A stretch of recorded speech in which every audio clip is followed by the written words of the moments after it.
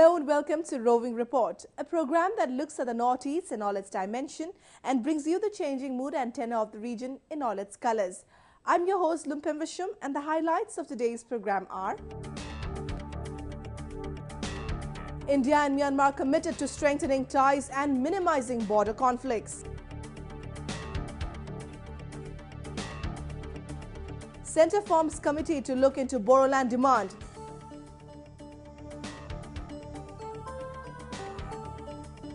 Shillong becomes a favoured tourist destination in the northeast.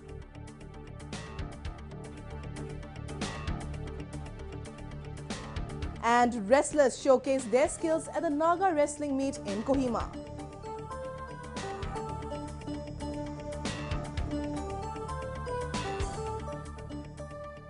India and Myanmar have been working towards strengthening cooperation on border issues and encouraging trade and people-to-people contact. Prime Minister Manmohan Singh, who was in Myanmar recently to attend the BIMSTEC summit, called upon the Myanmar president and held discussions on a series of issues, including the Look East policy. We have a report. Prime Minister Manmohan Singh was recently on a two-day visit to Myanmar's capital Naypyidaw to attend the third Bay of Bengal initiative for multi-sectoral technical and economic cooperation or BIMSTEC summit. Leaders from 7 nations including India, Bangladesh, Sri Lanka, Thailand, Myanmar, Bhutan and Nepal attended the summit. The Prime Minister made a strong pitch for giving a fillip to India's Look East policy and to explore ways to enhance connectivity, transport, trade, tourism and other linkages to the northeastern states. I think within the scheme of things, as we look eastwards, in our Look East policy, we have now made major engagement impact as far as ASEAN is concerned in a variety of ways, including economic, security and issues such as climate change. Manmohan Singh met Myanmar President U Thein Sein and discussed gamut of issues including cooperation in security, counter-insurgency and trade. The heads of the two countries also discussed disputes in the demarcation of border and the issue of the 9 disputed pillars. India and Myanmar share special ties of culture, language and trade rooted in historical linkages to its northeast region. Myanmar has a critical role to play in India's Look East policy. The cooperation of Myanmar is very important for India's security concern, because most of the armed groups from the northeast have bases in Myanmar. So if you see the statement that was made at the sidelines of the summit by the Myanmar Prime Minister Thein Sein to Manmohan Singh, he said that he would ensure that Myanmar's territory will not be used by separatist groups. So it's extremely important both from economic point of view for India's Look East policy and also for security reasons. Both countries share 1,624-kilometer long border and are concerned about the trafficking of drugs and arms, cross-border smuggling and presence of insurgent outfits. India has been constructing a fence along the border to curtail crimes.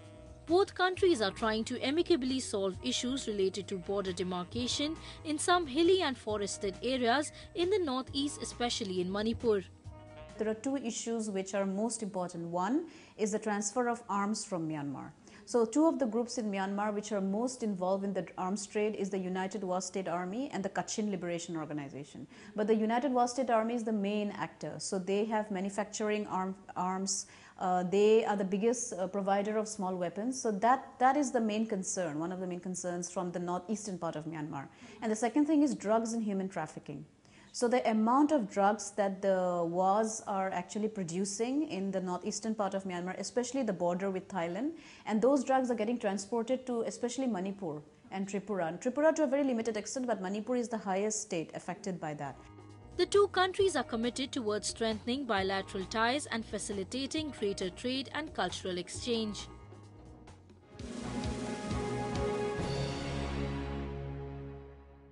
Moving on, the northeastern states have been witnessing a rapid growth in rural and urban areas, especially with the implementation of several government-run schemes. Let's focus on the changing scenario in the region with our segment Ripples.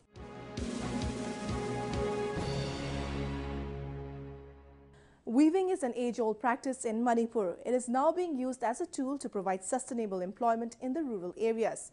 While it has still now mostly been practiced by women folk, the government has now started giving training to male weavers to provide them employment and to boost the state's economy. A report. A 2-month-long jacquard weaving training to male weavers is being held at the Weavers Service Centre at Porampat in Imphal East District.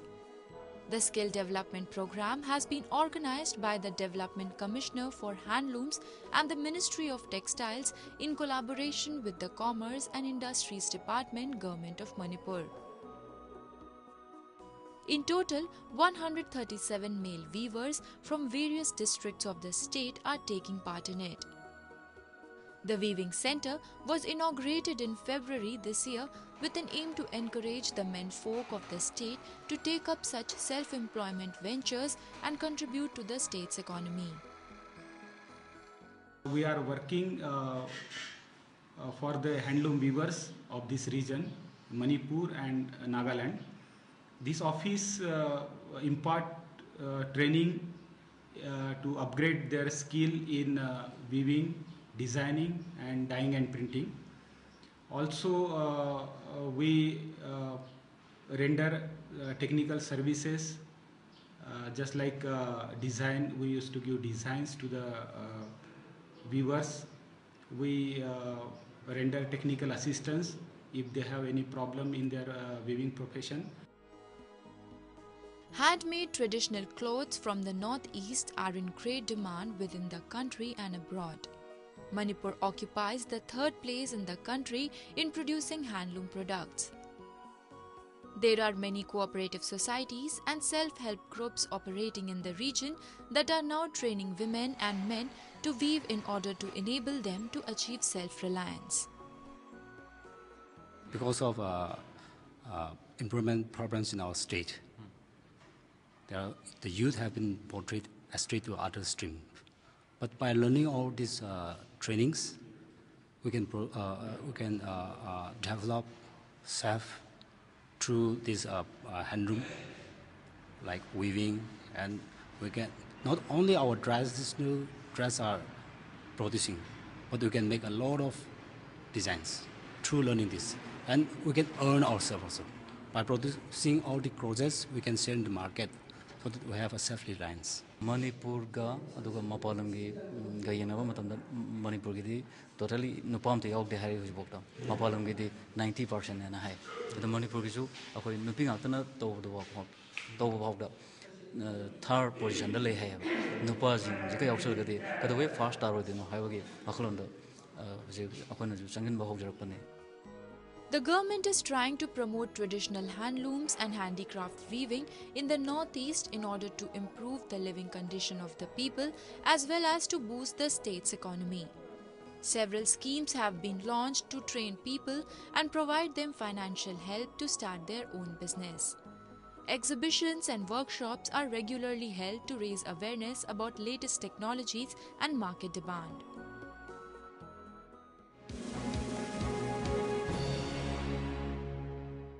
Let us now take a look at some of the events that made news in the Northeast recently.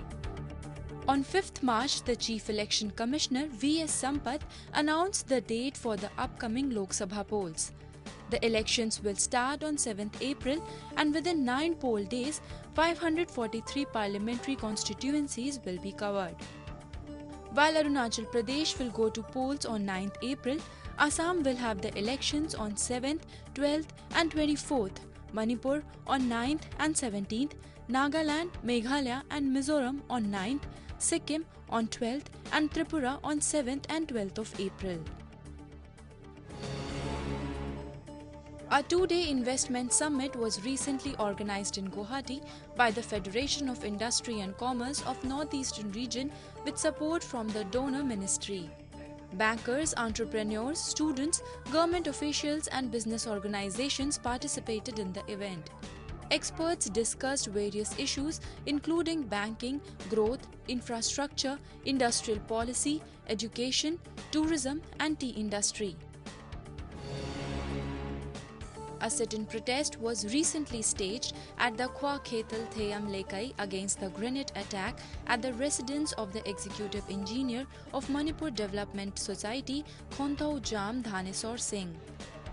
People in Manipur have been repeatedly appealing to militant groups not to carry out such attacks on innocent civilians.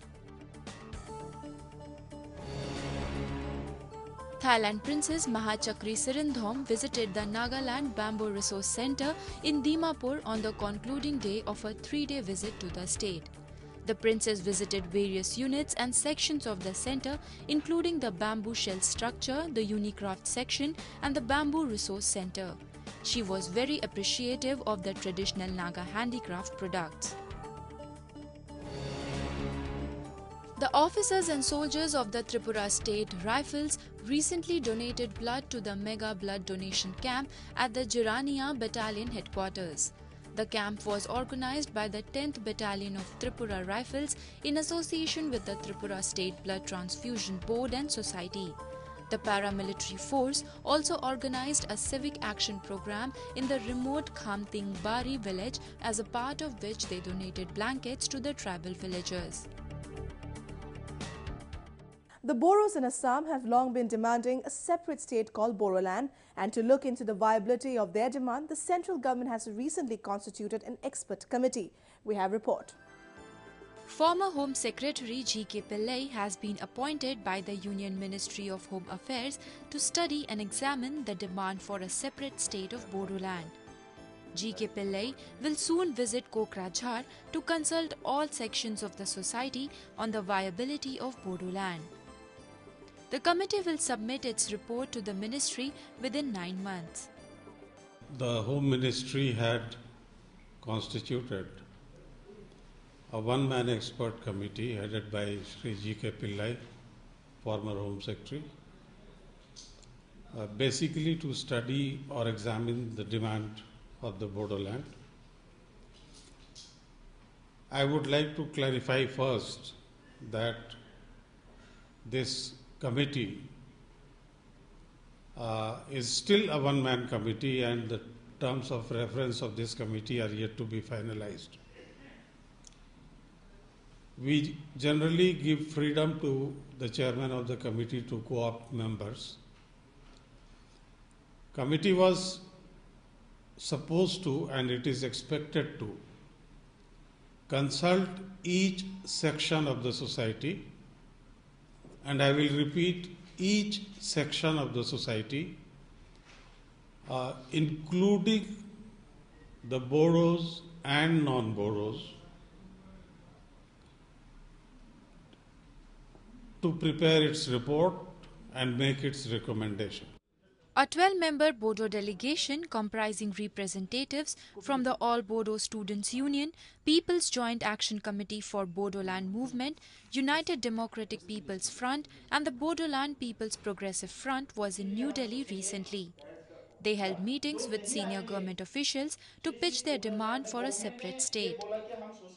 हम बोडोलैंड मुद्दे को लेके ही आज बातचीत किया और हमारा मांग को गवर्नमेंट के सामने रखा और हमने बोला कि तेलंगाना हो सकता है तो बोडोलैंड क्यों नहीं हो सकता। इस देश का संविधान तो एक ही है, तो किसी को जस्टिस मिल सकता है और किसी को जस्टिस नहीं मिल सकता है। इसका वजह क्या है? तो गवर्नमेंट ऑफ इंडिया के ऑनरेबल मिनिस्टर और रिप्रेजेंटेटिव जितना भी था और गवर्नमेंट के असम, उन्होंने हमारे मुद्दे को अप्रिशिएट किया। इस मुद्दे को उन लोग ने लेजिटिमेट बताया और उन लोग ने इस मुद्दे को सॉल्यूशन करने का इच्छा हमारे सामने वो लोग इच्छा दर्शाया। Meanwhile, the Bodoland Territorial Council chief welcomed the central government's decision to constitute an expert committee. Government of India ने जो नोटिफिकेशन दिया कल, उसको हमने बीएनसी की तरफ से और बीपीएफ की तरफ से वेलकम किया है और हमारा विश्वास है तेलंगाना जैसा स्टेट, तेलंगाना जैसा क्रिएट हुआ आंध्र प्रदेश में, इसी प्रोसेस में ही हमारा बोडोलैंड स्टेट भी होने जा रहा है। The Bodoland Territorial Council that came into existence after Bodoland Liberation Tigers surrendered to the Indian government in 2003 has been spearheading the movement demanding a separate Bodoland state for the last 46 years. The past years have also witnessed a spurt in violence in the region by Bodo armed outfits. The government has been trying to resolve the issue in a peaceful manner and pave way for development of the region.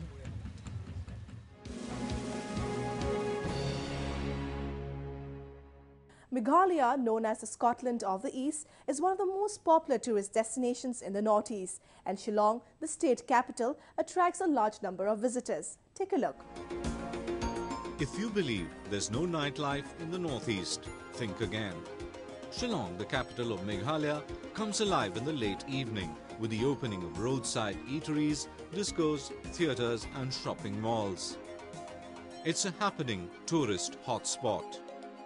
पहले एक situation था ऐसे कि सबका अंदर में एक मतलब डर था, तो अभी ये चीज बिल्कुल ही नहीं है।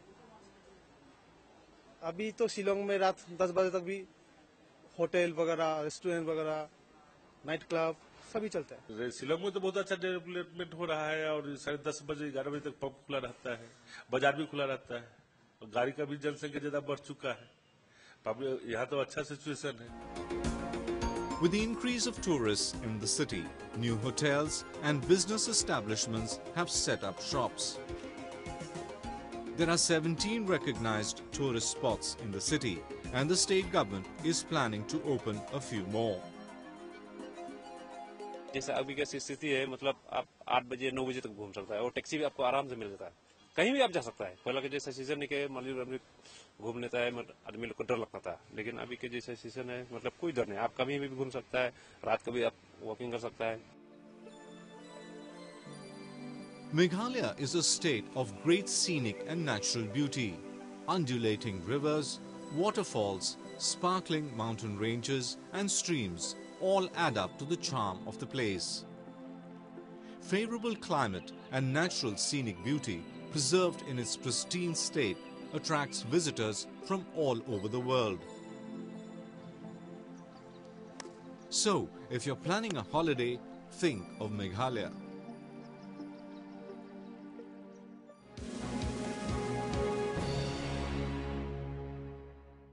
Games and sports are an integral part of the life of the people in the Northeast.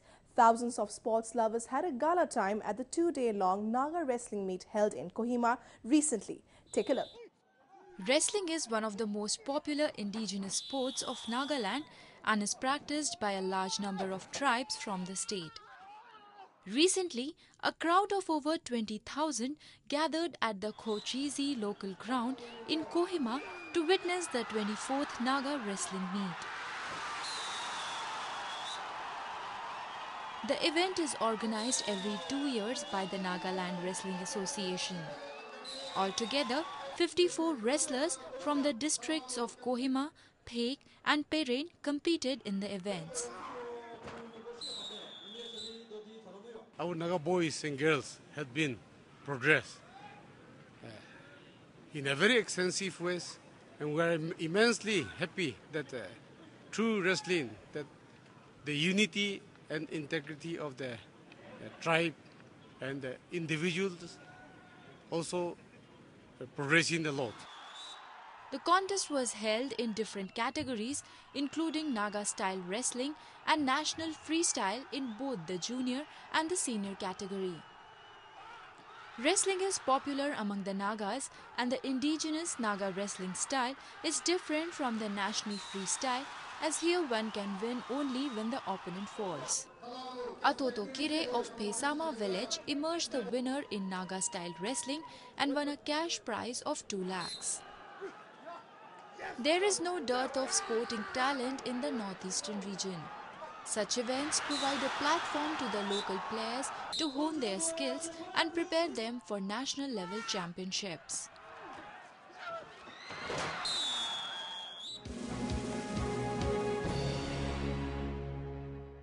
With that, we have come to the end of this episode of Roving Report. I'm your host Lumpim, signing off. Do send in your feedback and suggestions to roving@anin.com. Goodbye and see you next week.